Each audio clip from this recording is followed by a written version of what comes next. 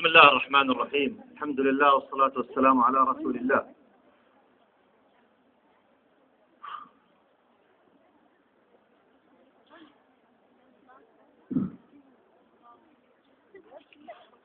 اللهم لك الحمد.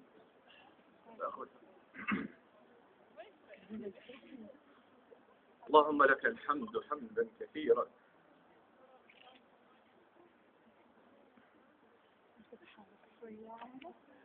الله أكبر الله أكبر.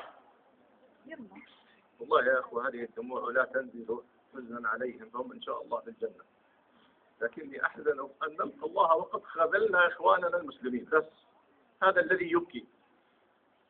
كلكم تعلمون أن النبي صلى الله عليه وسلم قد أعلمنا عبر كلام ربه: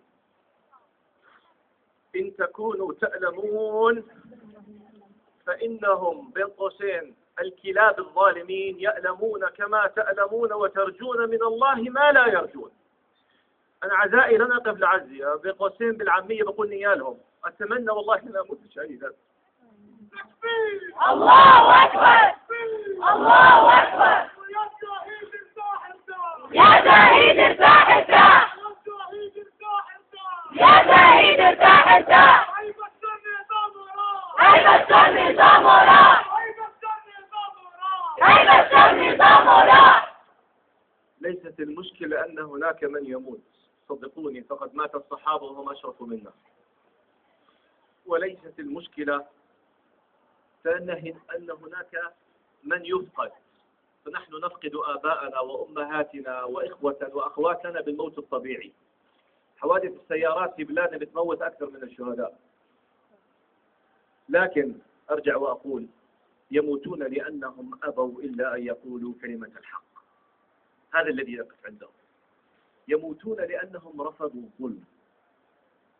قبل أن آتي ذكرت لي زوجتي عبارة قرأتها على الفيسبوك تنسب للدكتور عبد الكريم بكار. انظروا لهذه العبارة.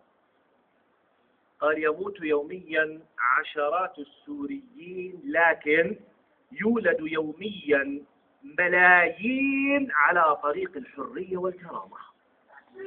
الله أكبر الله أكبر. يا شهيد نيالك، يا شهيد نيالك، يا ريت أمي بدلك، يا ريت أمي بدلك. إخواني وأخواتي، أنا لن أقف لأتحدث بما تعلمون. الله سبحانه وتعالى تعبدنا بقوله: وذكر فإن الذكرى تنفع المؤمنين. أنا أقف لأذكر نفسي برسائل سريعة، نفسي أولا ثم أذكر إخواني وأخواتي، لعل كلمة قدر الله أن تساق على لسان العبد الواقف أمامكم تنفع شخصا يتحول منها إلى جبل، بل إلى أمة يحرك الناس لنرفع الظلم عن المظلومين. نحن لا نقف فقط لنبكي على السوريين، نيالهم بقولكم والله، لأنهم قد سبقوا قبل ذلك بأهل فلسطين. لم يعرف معنى حقارة الدنيا ولذة القرب من الله عبر بوابة الشهادة والموت الذي نخاف ويعشقون إلا من جربها. هم يستلذون بأمر والله أنا أتحدث نظريا عنه لم أجربه، لكني أكاد أقسم بالله وأجزم أنهم يعلمون عن لذائذ نحن نتحدث عنها نظريا. لذلك أنا أقف لأبكي أنفسنا لا لنبكيهم. إن قصرنا في نصرة مظلوم، الذي مات قدر الله له أن لا يموت تحت عجلات سيارة، بل مات وهو يقول لا إله إلا الله. فأسأل الله لهم التوفيق وأن يثبت من بعدهم. موقفنا أن نقف مع من بعدهم. رسائل تذكيرية سريعة، بعد ذلك سأقرأ عليكم أبيات من الشعر لأحد الشعراء المبدعين. الرسالة الأولى هي رسالة الدكتور عبد الكريم بكار: يموت عشرات السوريين، لكن يولد يوميا ملايين على طريق الحرية والكرامة. والرسالة الثانية اللي ابتدأت كلامي فيها: إن تكونوا تألمون فإنهم يألمون كما تألمون وترجون من الله ما لا يرجون. والرسالة الثالثة: إنما هي إحدى الحسنيين، إما النصر وإما الشهادة. وهذا هو طريق المسلم. يعني مثل ما بقول على قولة إخواننا السوريين، بقول لك لما يحكوا عن التاجر الشاطر بقول لك فلان زي المنشار، بقص على الطالع وعلى النازل. المؤمن الحق زي المنشار بقص على الطالع وعلى النازل، لا خسارة عنده. إن وقف وقفة حق سجلت له أجر عند الله سبحانه وتعالى، وإن قضى فيموت شهيدا، فإن الخسارة لا خسارة عنده. لذلك نقف لنذكر أنفسنا بهذه المعاني، وأذكركم بأن خير البشر من غبار تراب حذائه صلى الله عليه وسلم يفوقنا جميعا مجتمعين والملايين عذب وضرب وأهين وطرد وصحابته الكرام، فلسنا أفضل منهم. المهم أن تكون الصورة واضحة أمامك، وألا تتردد في قول كلمة الحق، وألا تخجل من أن تقول للباطل باطل. نتجاوز مرحلة الإنكار القلبي كما قال الأخ قبل قليل، نتجاوزها إلى مرحلة الإنكار القولي ثم العملي، وسأتحدث عنها. أحبتي في الله، قبل أن أتحدث بالأبيات الشعرية ولا أريد أن أطيل عليكم، نحن الآن أكرمنا الله سبحانه وتعالى بكم جميعا أنتم الشباب. علمتم ماذا حصل في تونس، ثم في مصر، ثم في ليبيا. التكنولوجيا التي صمم بعضها لإفساد الشباب، وإذ بكم تستخدمونها لنصرة الحق ودحر الباطل. غدا أريد منكم أن تقفوا مع حملة سأقوم بها على حياة FM بإذن المولى عز وجل. عندي برنامج اسمه مع الدكتور أنجر من الساعة 8 حتى 9 على حياة FM 104.7. سوف تكون الحلقة مخصصة للحديث كيف ننصر إخوتنا في سوريا عمليا فيما تحت أيدينا.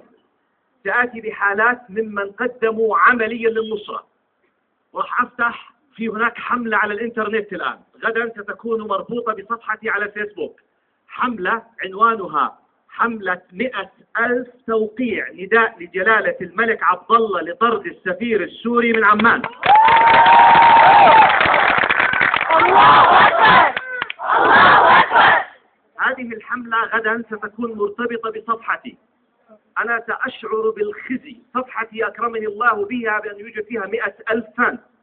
أنتم الآن الواقفين أمامي حوالي 2000، أقل واحد فيكم عنده من الفرنس من 200 ل 500. إن لم نصل خلال 10 أيام إلى 100,000 توقيع، ثم نبعثها رسالة للديوان الملكي لنعلم جلالة الملك، لأن هناك على الأقل 100,000 شخص في هذه الساعات يسألونك يا سيد البلاد أن تنصر الحق عمليا، فنفرح بطرد السفير السوري، فنكون رقم 2 بعد تونس، ولعل حجارة الدومينو بعدها عمليا تتساقط بإذن المولى عز وجل. تابعوا الحلقة، ادخلوا على الصفحة، شيروا الحملة، اشتغلوا 24 ساعة حتى نصل ل 100,000 توقيع. بعض الناس يقول لي شيخ أنت إيش قاعد بتعمل 100,000 إيش تسوي توقيع؟ يا جماعة أنتوا شباب وبتفهموا إيش يعني هذه الأرقام، تعرفوا إيش يعني 100,000 عملوا لايك خلال 10 أيام. هذه اللغة لمن لم يفهمها الساسة يفهمونها، وأهل الإعلام يفهمها، والعسكر يفهمونها، وأهل الدنيا يفهمونها. فإياك أن تتقاعس في ضغطة اللايك على أمر. هذا الأمر هو ما تستطيعه، خاصة الأخوات الله يكرمكم الجهازات على الكمبيوتر، كل واحدة تأخذ قرار الآن. أنتوا عندكم ساعات أكثر، الشباب بتهملوا بالشوارع بعض الأحيان، أنتوا عندكم وقت تقعدوا على الكمبيوتر. كل واحد وكل واحد فيكم يضع في نفسه على الأقل أقنع 50 شخص يعمل لايك على هذه الحملة. النصر خلال أيام إلى 100,000 بإذن المولى عز وجل، نكون عمليا إذا أكرمنا الله سبحانه وتعالى ووصلنا لمرحلة طلب السفير السوري من عمان. لن تتخيلوا ماذا سيكون بعدها. الآن انتهى كلام الشاعر أيمن اليتوم، واستميعه عذرا وإن شاء الله أظنه سيأذن لي. عنده أبيات جميلة جدا عن الولد بساط. بساط؟ فأنا سأقرأ الأبيات ليست لي، إنما للشاعر أيمن اليتوم، لكن سأحاول بالتقليد. يعني هذا لازم نقول شوف فيني مع الماني. أنا أقرأ هذه الأبيات التي تزلج الصدور، لعل الله سبحانه وتعالى ينفع بها همة افتقدت من هذه المعاني. يقول الدكتور أيمن اليتوم: ارحل سريعا يا ولد فلأنت داهية البلد، ارحل فصبر الصامتين الصامدين لقد نفد، وحذار من غضب الحليم المستكن إذا اتقد. أنت الذي زرع الضغائن والمكائد والحسد، والشعب غير القهر والإذلال يوما ما حصد. فرعون قبلك كم علا وطغى وأفسد واستبد، فانظر إليه اليوم بعد العز في ذل رقد. الله يقسم كل طاغية ويسحق من حشد، وأبوك ظن الشعب مزرعة يسمنها لغد.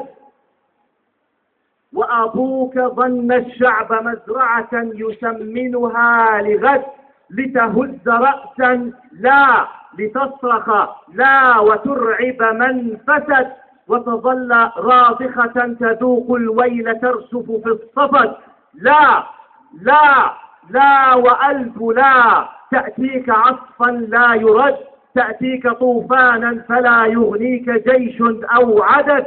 المظلمون القلب يلقون الهدى خصما ألد، من لا يرى شمس الحقيقة لا يقال له رمد.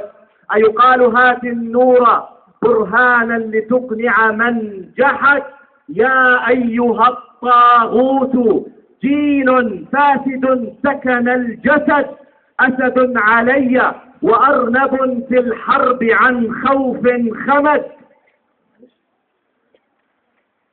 كم طائرات لليهود تمر فوقك لم تصد، قد مرغت في قصرها لك يا دعي القوم خد. في مجلس التهريج تبدو الببغاء لها سند، تمشي كما في مجلس التهريج تبدو الببغاء لها سند، تمشي كما تمشي الزرافة في القطيع إذا احتشت، تلقي خطابا هازلا ودم الضحايا ما جمت. لا شيء يفهم غير شقشقة وفيض من زبد. يقصد بسار لما يحكي there is nothing in Syria.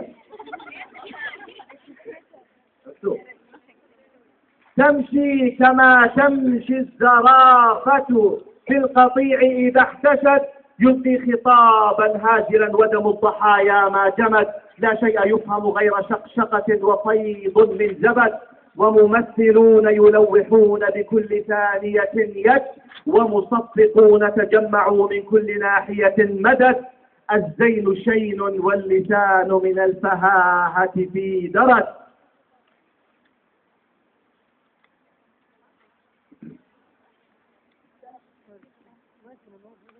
وإذا تلعثمت الحروف رأيت أحمقهم غرت، أفأنت ظل الله في أرض الشآمل من سجد. انظر إلى هذه الأبيات. لم تتعظ يا أيها الطاغي الجهول بمن مرت، من قبل زين العابدين اللوح لم يفهم أحد، حتى إذا غلت المراجل بالشعوب وقيل قد حمل الحقيبة مثل فأر في ليل شرد. وأخوك حسني قال ذو الحبة عيال بهالبلد، لم يدر أن عياله كبرت وأن الفجر جد. واليوم تلبسه العيال ثياب ذل من زرد.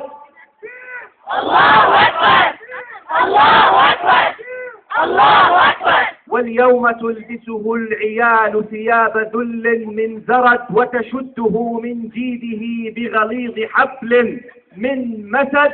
ومعمر المجنون ظن بأنه رب خلد، إذ قال من أنتم؟ أنا التاريخ أحكم للأبد، أنتم جراذين وفئران سأسحقكم بدد. واليوم تحت الأرض جيش الثائرين له رصد، وعلي صالح صاح فاتكم القطار ولن يرد. وعلي صالح صاح فاتكم القطار ولن يرد، فأتته قنبلة تفجر رأس مأفون عنت. أفلا اتعظت بإخوة لك في المذلة يا ولد. أسأل الله سبحانه وتعالى نسأل الله سبحانه وتعالى أن يفرح عيوننا وقلوبنا بمذلة هذا الولد وأمثاله الطريق، حتى لو أكرمنا الله بسقوط الطاغية ومن بعده فنحن في بداية الطريق، طريق تحرر الناس من العبودية إلا لله. أسأل الله سبحانه وتعالى ألا نكون عبيدا إلا لله تعالى. جزاكم الله خيرا. السلام عليكم ورحمة الله وبركاته. الله أكبر. الله أكبر. جزا الله الدكتور عبد الصالح خير الجزاء إن شاء الله، وإن شاء الله في ميزان حسناته. الإخوة والأخوات إن شاء الله نصطف صفوف الصلاة لأداء صلاة الظهر.